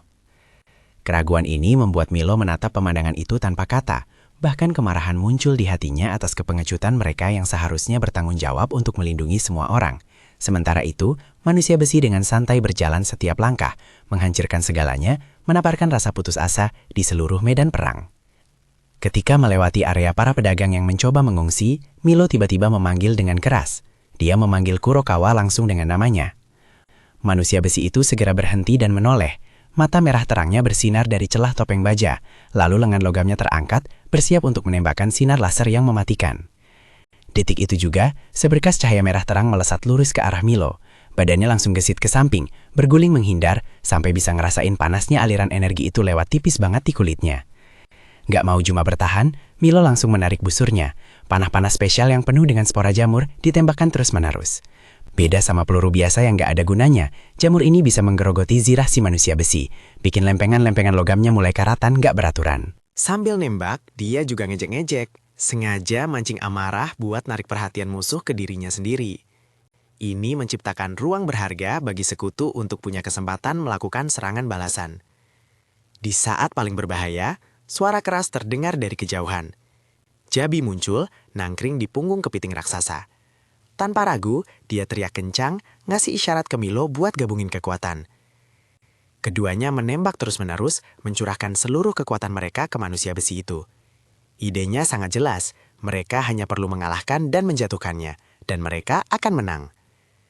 Panah-panah yang membawa jamur karat menghujani raksasa itu. Namun, manusia besi itu tetap berdiri kokoh, tampaknya tidak goyah sama sekali. Bukannya melemah, dia malah mengaum dengan ganas, bahkan lebih buas dari sebelumnya. Tiba-tiba, dia melemparkan kepalanya ke belakang ke arah langit. Milo sejenak bergidik, perasaan tidak enak menyelimutinya. Firasatnya mengatakan bahwa raksasa itu akan melakukan sesuatu yang mengerikan. Dan benar aja firasat si tokoh utama. Tepat setelah raungan itu, sebuah bom energi raksasa diluncurkan lurus ke udara, terus jatuh tepat di atas kepala rombongan Milo dan Jabi. Setelah itu, seluruh kelompok langsung terlempar jauh dan dilahap badai api. Pawo nggak ngerti kenapa dia bisa kebetulan ketemu Tirol. Keduanya dengan cepat memutuskan untuk bekerja sama. Naik ke mobil merah tua yang sudah tua tapi masih cukup kokoh, menyalakan mesin dan langsung menuju ke tempat Milo bertarung. Di perjalanan, suasana di dalam mobil tegangnya minta ampun. Tirol, yang selalu membawa berbagai materi penelitian, tiba-tiba mengeluarkan cetak biru detail dari manusia besi raksasa ciptaan Kurokawa. Pawo merasa seperti darut durian runtuh. Dia langsung nyamber buat ngeliat. Tapi tindakannya yang agak buru-buru dan gak sabaran itu malah bikin mobilnya oleng. Hampir aja nyungsep ke pinggir jalan. Tirol sampai gak percaya kalau orang yang gerasa krusuk dan gegabah ini punya hubungan darah sama orang setenang Milo. Di perkembangan lain, Milo dan Jabi berhasil lolos dari ledakan mengerikan tadi. Mereka masih hidup, tapi harga yang dibayar gak kecil. Kaki Jabi terluka parah dan dia tidak bisa lagi bergerak cepat. Milo dengan hati-hati membantunya duduk, lalu dengan cepat melakukan pertolongan pertama sementara dengan membalut lukanya untuk menghentikan pendarahan. Selama mereka beristirahat, Jabi mulai menjelaskan, karat tidak lain adalah kehancuran, itu akan menggerogoti segalanya, termasuk manusia. Satu-satunya hal yang bisa melawan karat hanyalah jamur pemakan karat. Milo mengepalkan tangannya dan mengangguk. Setelah itu, dia meninggalkan Jabi bersama para pedagang di dekatnya untuk merawatnya, berpesan agar mereka berhati-hati, lalu naik sendirian ke punggung kepiting raksasa. Milo tahu betul bahwa Kurokawa sedang menuju ke kota, tempat di mana dia punya kenangan dengan anak-anak dari sebelumnya. Pada saat yang sama, di kota, anak-anak dari sebelumnya sedang berkumpul dengan cemas. Mereka ingin mendiskusikan cara untuk melindungi tanah air mereka. Tetapi salah satu dari mereka, anak dengan ikat kepala, yang punya pandangan lebih realistis daripada yang lain, angkat bicara, menasihati kelompok itu bahwa mereka tidak bisa melawan. Lebih baik mundur untuk menyelamatkan nyawa mereka. Nanti mereka masih punya kesempatan untuk membangun kembali. Nasihat ini membuat seluruh kelompok bimbang, dan akhirnya mereka setuju untuk melarikan diri. Sebelum pergi, mereka tidak lupa memasang beberapa jebakan kasar dengan harapan bisa memperlambat laju Kurokawa. Ketika Kurokawa tiba, dia menyadari hal ini dan langsung marah, mengaum dan mengejar anak-anak itu. Melihat bahaya, anak laki-laki komandan dengan berani mengajukan diri untuk memisahkan diri dari kelompok, berdiri untuk menahan monster itu demi melindungi yang lain. Tapi tepat saat dia akan terkena sinar laser mematikan, secara mengejutkan sepetak jamur merah terang meledak menjadi perisai tepat di depannya. Itu adalah Milo. Dia dengan cepat muncul, menembakkan panah terus-menerus, sambil bertarung sekaligus sengaja memprovokasi untuk menarik semua perhatian Kurokawa ke arahnya. Panah-panah yang direndam spora terus menancap ke zirah manusia besi itu, menyebarkan asap merah. Mobilitas Milo cukup hebat karena dia didukung oleh kepiting raksasa. Setiap kali Milo melompat turun, kepiting itu langsung berbalik untuk menangkapnya. Punggungnya menjadi papan loncatan bagi Milo untuk bergerak kemana-mana, menghindar sekaligus menyerang balik dengan sangat lincah. Tepat saat pertempuran semakin sengit, Pawo dan pasukan penjaga muncul. Mereka menumpang mobil Tirol dan akhirnya tiba tepat waktu. Ketika melihat Milo masih hidup, Tirol sangat gembira, hendak berlari menghampiri, tetapi Milo mengangkat tangannya untuk menghentikannya. Sekarang mereka perlu mengesampingkan segalanya untuk fokus pada pertempuran. Milo tetap bersikeras untuk maju terus, bertekad menghentikan Kurokawa. Kelompok itu harus menyingkirkan semua keraguan, bergegas bersama langsung menuju ke kota tua. Di sana juga ada para gadis dan germo rumah bordil, bersiap untuk pertempuran sampai mati. Tapi ancaman tidak berhenti di situ. Berita buruk datang bahwa manusia besi itu muncul dalam perjalanannya. Dia mengaktifkan baling-baling raksasa di punggungnya, melepaskan hembusan angin berkarat yang sangat kuat. Kekuatan angin itu menyebabkan pesawat-pesawat militer jatuh seperti daun kering. Bahkan tank-tank berat pun terbalik menjadi besi tua. Seluruh medan perang menjadi kacau balau, karat menyebar luas, semua senjata manusia tak berdaya. Untungnya berkat si kepiting, kelompok Milo masih berhasil bertahan hidup. Ketika angin mematikan itu menyapu, kepiting itu menggunakan seluruh bentuk gempalnya sebagai perisai, bahkan mengubur kelompok itu di bawah pasir untuk menghindari kehancuran. Baru setelah Kurokawa pergi, dia menggali kembali, membawa semua orang ke permukaan. Tanpa waktu untuk istirahat, Milo segera menyuntikkan lebih banyak obat terlarang untuk mempertahankan kekuatan. Dia mempercayakan kakaknya kepada Jabi dan yang lainnya, menginstruksikan mereka untuk menjaganya tetap aman. Sedangkan untuk dirinya sendiri, sekali lagi dia naik ke punggung kepiting, mengencangkan busur dan panahnya, bertekad untuk mengejar Kurokawa sampai akhir. Sementara itu, Kurokawa mengarahkan manusia besi lurus ke arah tembok kota. Rentetan artileri dari tentara menembak terus-menerus, tetapi semuanya sia-sia, hanya meninggalkan bekas terbakar yang tidak merata di zirah logamnya. Tepat saat dia akan melancarkan pukulan penghancur, Milo muncul menembakkan panah untuk memblokirnya. Orang-orang di dalam kota juga melihat adegan ini melalui siaran televisi langsung. Mereka mulai memiliki keyakinan bahwa Milo akan menyelamatkan dunia ini. Milo dan kepiting menyerbu ke dalam serangan. Kepiting itu mengaktifkan kemampuan spesialnya, melompat tinggi seperti burung, menciptakan kondisi bagi Milo untuk terus-menerus menembakkan panah ke bawah, menyebabkan asap merah membumbung tebal. Namun hanya satu sapuan kuat dari manusia besi sudah cukup untuk membalikan kepiting itu. Milo jatuh tersungkur, matanya kabur dan perlahan kehilangan kesadaran. Tapi dia masih punya insting legendaris untuk bertahan hidup. Saat sekarat, tubuhnya masih bertindak berdasarkan insting. Milo melompat menggunakan jamur sebagai papan loncatan untuk mendapatkan momentum, melompat ke punggung manusia besi, menarik pisaunya berulang kali menusuk ke lapisan besinya yang keras. Sesuatu berhasil ditariknya keluar. Tiba-tiba manusia besi itu berbalik, melemparkan Milo dengan satu pukulan lurus ke dinding. Orang normal pasti sudah lama bertemu leluhur. Kakak Milo terkejut, sangat khawatir dengan adiknya. Tiba-tiba, dari bekas tebasan Milo di manusia besi tadi, Bisco nongolin pangannya. Dia telah terlahir kembali dan balik lagi ke sisi mereka. Emang kedengarannya nggak masuk akal, tapi ya karena ini anime, kita terima aja deh. Bisco melompat dari manusia besi, terbang menuju Milo. Lalu dia dengan lantang mengumumkan bahwa dia telah kembali. Ketika dia hampir bertemu dengan leluhurnya, Bisco telah mendengar Milo memanggilnya. Dia menggandeng tangannya, bertemu dengan rekan seperjuangannya yang dia kira telah kembali ke leluhur. Milo merasa sangat terharu. Dia bersandar di dada Bisco dengan mata berkaca-kaca. Pada saat ini, Bisco menyadari bahwa lengannya yang telah hilang karena karat telah pulih dan bahkan lebih kuat dari sebelumnya. Tepat saat reuni mereka menjadi emosional, si tua Kurokawa memberi pasangan muda itu pukulan pengganggu lagi. Bisco membawa Milo pergi untuk menghindar. Dia telah menjadi jauh lebih kuat dari sebelumnya. Dia mengayunkan tangannya sekali, dan banyak jamur pemakan karat tumbuh. Tidak hanya tumbuh subur, tetapi jamur-jamur ini juga dalam bentuk lengkapnya. Dengan teknik itu, Bisco berhasil membelah separuh badan atas Kurokawa. Udah kayak Master Gojo yang bangkit lagi, Bisco ngerasa kekuatannya di-buff habis-habisan dengan kekuatan Final Boss. Badan atas Kurokawa ternyata masih bisa berfungsi. Dia mulai melepaskan semua komponennya, hanya menyisakan topengnya. Milo mulai membuat keputusan. Dia dan Bisco bersiap untuk menyerbu lurus ke atas untuk menghabisi Kurokawa sekali dan untuk selamanya. Jabi, dengan tatapan penuh tekad, meletakkan tangannya di bahu Milo, memberinya isyarat untuk ikut. Dia memberikan busur dan anak panah kepada keduanya, menyemangati mereka untuk memberikan segalanya untuk pertempuran terakhir ini. Menerima penguatan spiritual itu, baik Milo maupun Bisco secara bersamaan melesat maju. Di dalam hati Milo, dia tiba-tiba teringat kembali pada partikel jamur aneh dari bertahun-tahun yang lalu yang pernah menyatu dengan darah ular raksasa. Ketika dikombinasikan dengan aliran darah Bisco, mereka tampaknya telah berubah dan membuatnya menjadi pencipta jamur yang sempurna. Jamur spesial inilah yang memiliki kemampuan untuk menggerogoti dan secara fundamental melawan karat mematikan itu. Dia tidak sepenuhnya memahami transformasi itu, tapi Milo tahu pasti itu adalah kesempatan terakhir mereka. Bisco dengan santai menjawab bahwa mereka tidak perlu memahami secara mendalam dulu, bertarung dulu saja, mikir belakangan.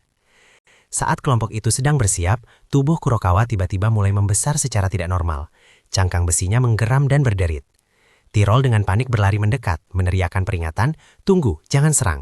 Manusia besi itu sedang membesar dan akan meledak. Satu benturan kuat sekarang akan memicu ledakan itu. Seluruh area akan hancur menjadi debu." Peringatan itu membuat semua orang berhenti, tidak ada yang berani bertindak gegabah. Bisco buru-buru mendirikan dinding jamur tebal untuk sementara waktu memblokir aliran udara karat yang dilepaskan Kurokawa, menjaga jarak aman. Semua orang segera mendesak Tirol untuk menemukan cara menanganinya. Karena waktu hampir habis, tangan Tirol gemetar saat dia membolak-balik buku desain lama, mencari di setiap baris teks. Setelah beberapa saat yang menegangkan, dia akhirnya berseru bahwa hanya ada satu cara untuk membunuh pengendali di dalam kepala manusia besi itu. Jika dia mati, proses ledakan akan berhenti. Mendengar ini, Bisco hendak segera menyerbu ke depan, tetapi Milo menghentikannya. Dia dengan jelas menyatakan bahwa mereka tidak bisa menembak sembarangan tanpa menentukan posisi secara akurat. Satu panah yang salah tempat akan memicu ledakan seketika. Sementara semua orang ragu-ragu, Pawo meraung dan mengajukan diri. Tetapi Jabi segera menghentikannya, menegaskan bahwa dia dan Bisco yang akan mengambil bagian berbahaya ini. Pawo menggelengkan kepalanya menentang. Jika capit kepiting Jabi memukul terlalu keras, itu bisa menciptakan gelombang kejut yang tidak stabil, yang menyebabkan seluruh tubuh Kurokawa meledak seketika. Dia mengangkat kepalanya tinggi-tinggi, dengan berani mengatakan dia telah berlatih bela diri berbasis kekuatan, dan akan memberikan serangan penembus sirah tanpa merusak tubuhnya. Dia sendiri yang akan memecahkan topengnya. Mendengar ini, Bisco tertawa, menyindir bahwa dia pernah dipukuli habis-habisan olehnya sebelumnya, jadi dia akan mengakui kalau dia kuat. Bisco memberinya tatapan tajam, tetapi sebelum dia sempat bereaksi, Pawo sudah memotong, mengatakan dengan suara dalam agar dia berhenti bersikap sarkastis. Dia berada dalam bahaya yang mengancam. Meskipun lidahnya tajam, Bisco mengangguk, kali ini berbicara dengan tulus. Jika dia bisa melakukannya, apapun yang dia inginkan akan dia berikan. Tanpa disangka, Pawo malah tersipu, maju dan ngasih ciuman singkat di pipi Bisco, katanya sih sebagai uang muka. Bisco jelas kaget setengah mati, sementara Milo malah ketawa ngakak, bahkan dengan yakin ngejanjiin kalau dia bakal punya istri yang luar biasa. Mendengar ini, Tirol beralasan bahwa masalahnya sudah selesai untuk mundur, menghindari zona bahaya. Akhirnya, Pawo yang dilemparkan lurus ke depan oleh Bisco dan pasukan penjaga. Dia meluncur melewati aliran karat mematikan, menghindar dengan tipis, lalu melancarkan serangan dahsyat langsung ke topeng Kurokawa. Sebuah ledakan terdengar, lapisan topeng hancur, tetapi segera setelah itu serangan balasan yang sengit membuat Pawo terbang ke bawah. Untungnya diselamatkan oleh Bisco yang dengan cepat menciptakan jamur untuk menangkapnya. Topeng itu terlepas, memperlihatkan wujud asli Kurokawa tua. Dia segera menembakkan sinar energi mematikan ke arah Pawo, tetapi Milo secepat kilat mendirikan dinding jamur sebagai perisai. Bisco menarik busurnya, tetapi setiap panah dilawan oleh si tua dengan sinar energi yang berbeda. Selama waktu ini, Bisco melompat tinggi, menarik busurnya untuk memberikan pukulan terakhir. Tanpa diduga, seberkas cahaya menyerempet matanya, membuat penglihatannya kabur, hampir kehilangan penglihatan sepenuhnya. Di saat hidup atau mati itu, Milo bergegas untuk memegang tali busur dengan kuat untuk Bisco, menyuruhnya untuk mempercayainya. Mempercayai rekan setimnya, Bisco melepaskan panah. Sinar cahaya itu melesat lurus menembus kepala Kurokawa, mengaktifkan energi jamur untuk menyebar. Banyak serat jamur meletus, menjulur keluar, menempel di tubuhnya dan manusia besi itu, meremas dengan erat, akhirnya menghancurkan segalanya dalam sebuah ledakan. Bercak-bercak karat di seluruh negeri dilahap oleh jamur, sepenuhnya dinetralkan. Dengan jumlah jamur sebanyak ini, mereka punya cukup obat untuk merawat semua orang sakit di seluruh negeri. Bekas karat di wajah Pawo benar-benar hilang. Jabi tua menghela napas lega, dengan senang hati menyadari Bisco masih hidup, hanya pingsan dan beristirahat setelah pertempuran. Milo duduk di samping Bisco, dengan lembut membuatnya berjanji untuk tidak pernah meninggalkannya lagi. Bisco diam, tetapi matanya yang penuh tekad adalah komitmennya. Beberapa waktu kemudian, orang-orang di mana-mana menerima vaksinasi gratis, dan penyakit karat berhasil diberantas. Pawo secara resmi menjadi ketua komite yang baru, berdiri kuat untuk melindungi para penabur jamur. Adapun Bisco dan Milo, mereka terus menyamar, diam-diam melewati pos-pos pemeriksaan karena keduanya buronan. Paman penjaga, yang dulu mengenal mereka, sekarang pura-pura tidak lihat, membiarkan mereka lewat karena di dalam hatinya dia yakin kedua orang ini adalah pahlawan. Sejak saat itu, keduanya memulai petualangan bersama. Hantu ini menghabiskan waktu meneliti dan memperbaiki tubuh abadinya, sementara Milo akan menjadi rekan terpercaya di sisinya. Mereka berdua adalah pasangan yang tak terkalahkan.